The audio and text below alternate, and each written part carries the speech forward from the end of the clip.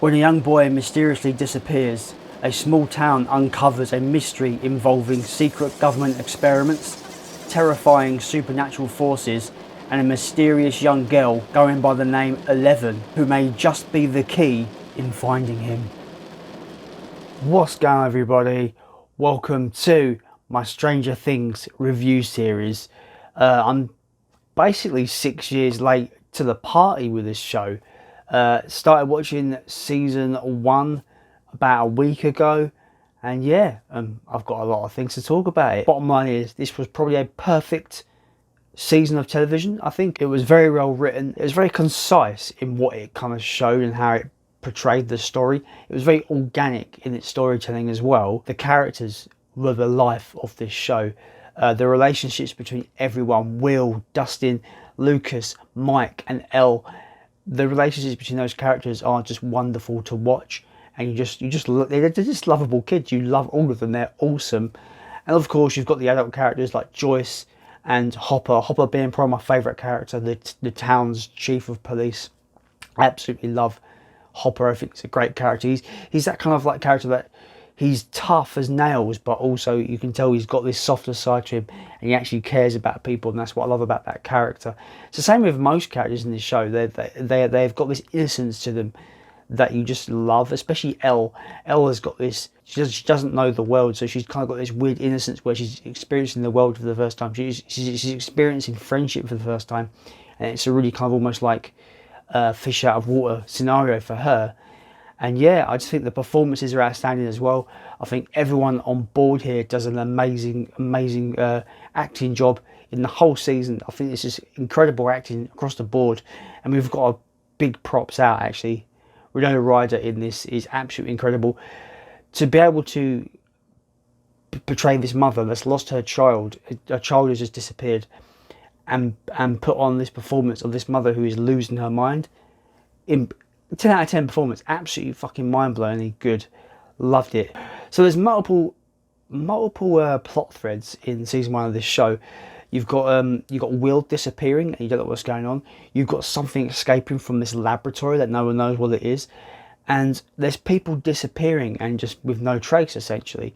And then you've got Elle, who has escaped from a laboratory, and she has these psychokinetic powers, and people don't know who she is or where she's come from, and there's all that kind of mystery, but she happens to be a means to find where Will is gone. So she becomes this kind of almost like key, and she helps the other boys to look for Will. These plot points all converge in an organic way, and it's just wonderful to watch. You're invested in every point of the plot points, everyone. You're really invested in it, and it's just fucking awesome. This is a smorgasbord of 80s nostalgia as well. The one thing I love about this show as well, about the 80s nostalgia, is that it's not in your face. 80s, yeah!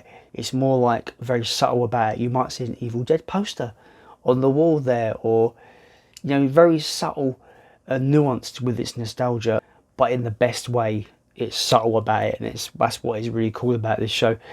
Like I said, the boys, their friendship, their party, their Dungeons and Dragons party, their friendship, it feels real. It really does. It's wonderful, and you just care for all of them because they are this like unbreakable bond in this show. They're so, you know, tight. It's just really wonderful to watch on screen. It's just these kids, their friendship is just awesome. Let's get into the horror stuff, because there's a lot of horror elements in this show, heavily inspired by H.P. Lovecraft. Really wonderful cosmic horror tropes in this, very much so. Weird kind of stuff people couldn't really describe. It's that kind of cosmic horror where your mind cannot comprehend what you're seeing.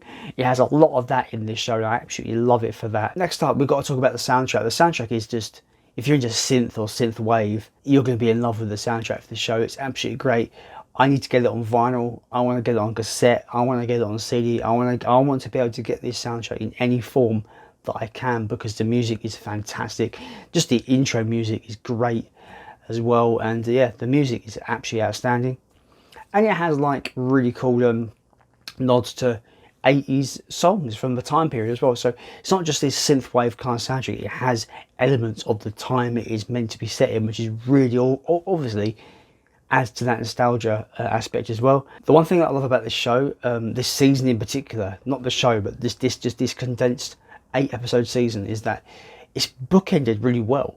It's almost you can watch this one season as one story, and then you don't have to watch anymore. You can just watch season 1 and just finish, and as how much you can watch. It kind of has a wonderful bookend where everything's wrapped up really nicely.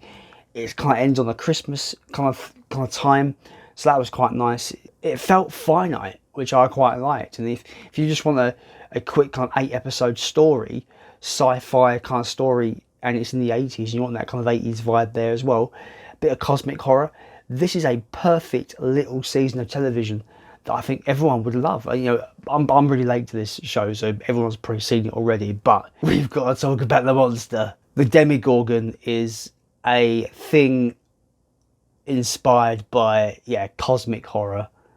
It's inspired by The Thing. You know, John Carpenter's The Thing. It's very Thing-like. It's awesome. It's awesome.